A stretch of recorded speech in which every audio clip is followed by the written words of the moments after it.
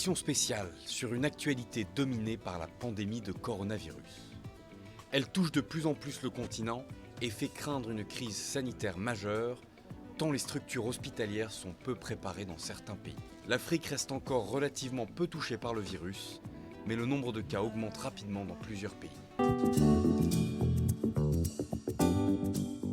Le Burkina Faso a enregistré mercredi le premier décès en Afrique subsaharienne.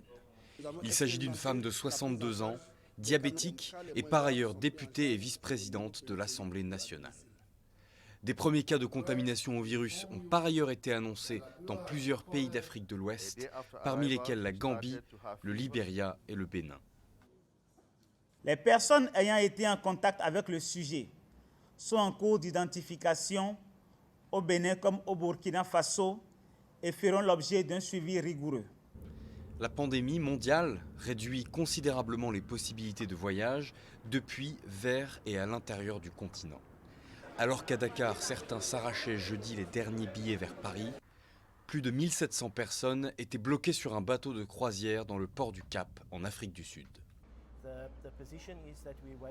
Nous attendons les résultats de 6 personnes testées par le ministère de la Santé. Dès que nous avons ces résultats, nous déterminerons quelle est la prochaine décision concernant le débarquement du navire. Certains aéroports ont mis en place des contrôles de température, comme à Addis Abeba ou encore ici, à Kinshasa. Mais en Europe, c'est pas comme ça. C'est en plein désordre en Europe. La République démocratique du Congo a fermé ses écoles et ses universités. Et là, nous avons dit aux parents de garder les enfants jeunissements, qu'ils ne sortent pas dans des groupes là où il y a beaucoup de gens. Non. Et dès qu'ils rentrent à la maison, ils doivent laver les mains.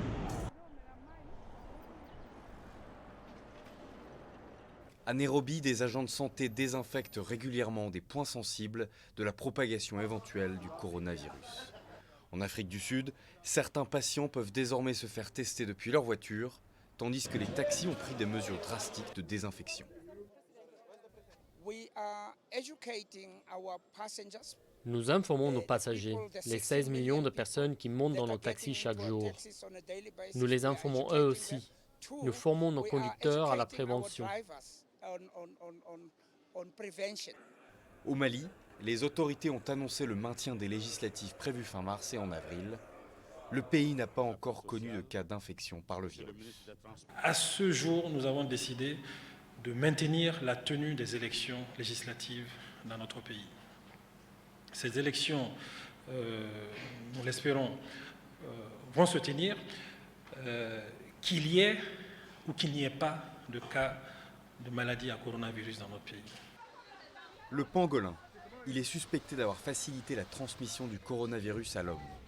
C'est aussi un animal consommé au Gabon et ses ventes flanchent avec la pandémie.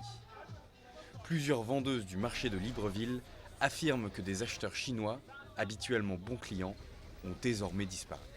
On a mangé les pangolins depuis des années. N'amenez pas les maladies là ici, pardon. Amenez ça là-bas.